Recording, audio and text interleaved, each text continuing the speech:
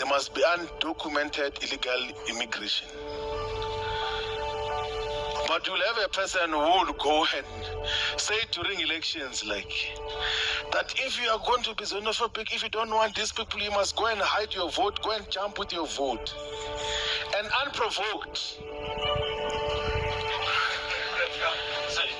Even when there is no question about that.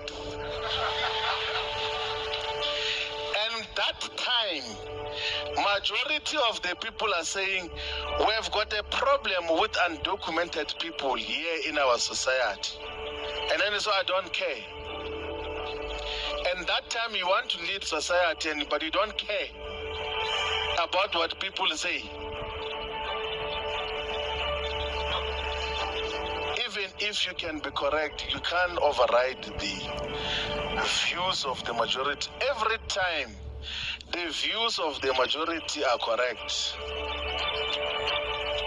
Majority in many instances, they are correct that in terms of the decisions that they take, but to be dismissive all the time is not leadership. Because leadership means that you must be able to represent the aspirations, the views of the people. The people are busy with something else.